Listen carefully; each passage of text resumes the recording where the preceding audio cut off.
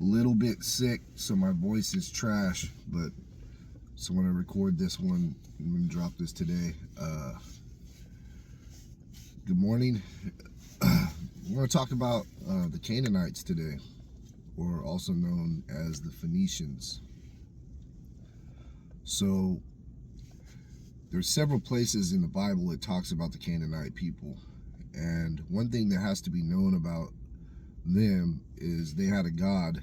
His name was Baal Haman, and or Baal. It depends on what you want to call him. And this Canaanite deity required the blood of children, particularly male children, but both sexes had their purposes. One of the things that they would do is they would commit their young women to prostitution in the temple. So when the virgins would come of age and become women, they would take them to the priests, and the priest would rape the young girls and basically bring them into womanhood, and then the pretty ones would be returned to their homes immediately, and the less attractive ones would have to stay in service for a period of time. And I mean, this is like the first recorded version of sex trafficking that's been prominent throughout our history. The Phoenicians were very, very advanced for their time. They actually built giant, what we would call projects now, but they weren't called projects in that time, obviously. They would be like giant, 6-story buildings with underground chambers, and sometimes they would have temples underneath them. And but there was a main temple and a main priest that would be set apart from the town or the city. And these people would basically use the less fortunate and the poor people of the time for their purposes and their service. And that's why they kept them in these ghetto blocks. Well, that was just one of the things that they would do. Another thing was the child sacrifice. So whenever the city or the city-state would hit hardship, a drought, other groups of people warring against them, any pestilence, anything like that, they would require the blood of children. And also, and on astrological dates, they would require the blood of children. And they would take them into these temples and lay them on the altar. And they had an expert headhunter who would slice the necks of the children and bleed them out on the altar. And they would, be playing music in the background like an orchestra. And they would put these masks on the children, like a grinning mask. And they would also, the parents of the child would be in the presence, and they would wear the masks also, so they wouldn't show their emotions when the children were passing away. And it's like pretty horrific, man. I mean, and these Canaanites, these Phoenicians, eventually circumnavigated Africa. They were the first ones supposedly to circumnavigate Africa. Took them around 3 months or 3 years. It took them 3 years to circumnavigate Africa. And then they came back and went into Italy and Sicily, and their people spread there.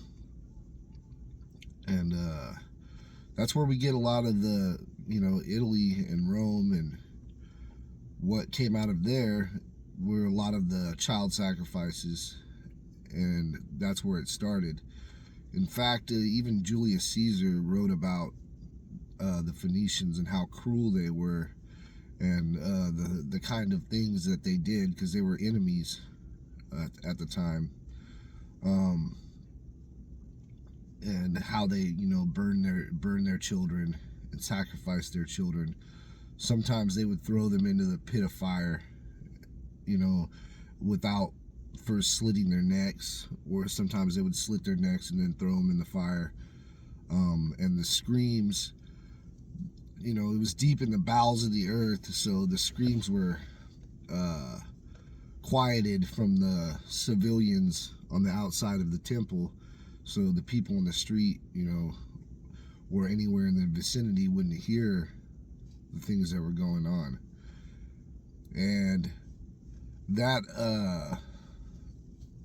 island that became so famous had a copy of a Phoenician temple on that island, and the graphics were Phoenician. A lot of things were associated with these Canaanites.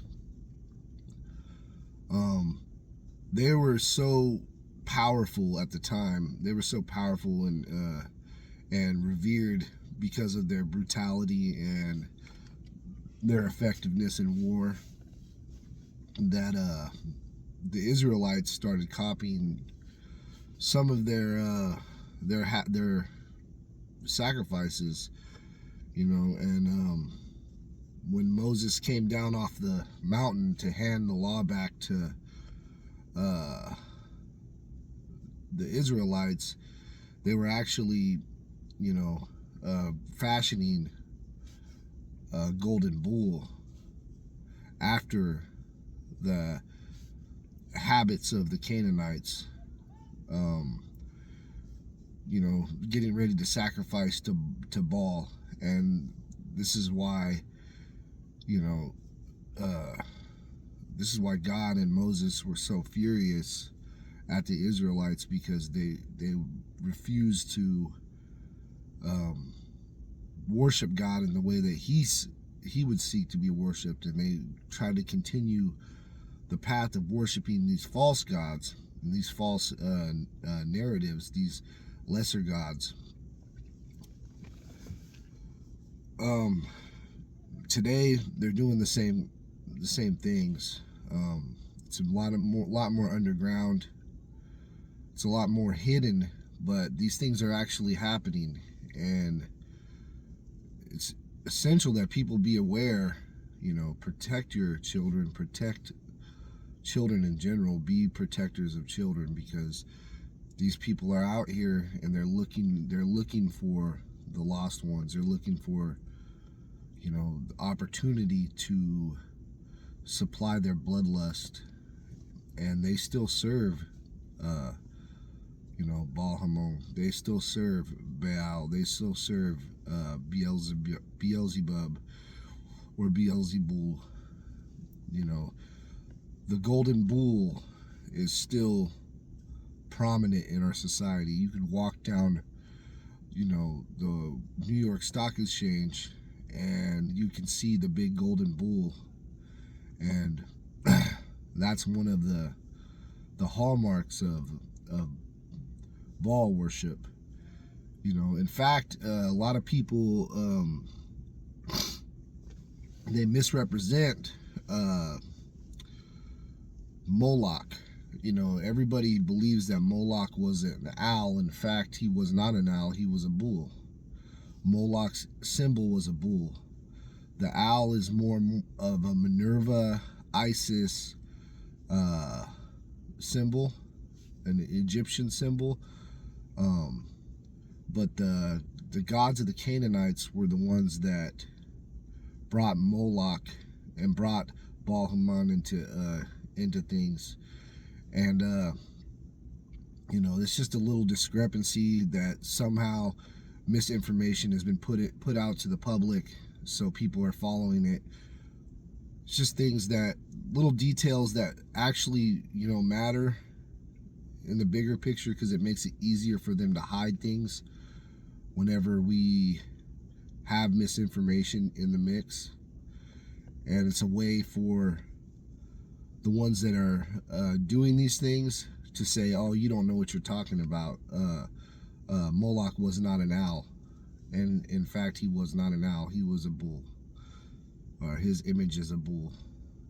And Beelzebul, the Beelzebub is the lord of the flies, or the carrion fly king, and those are the flies that eat dead bodies.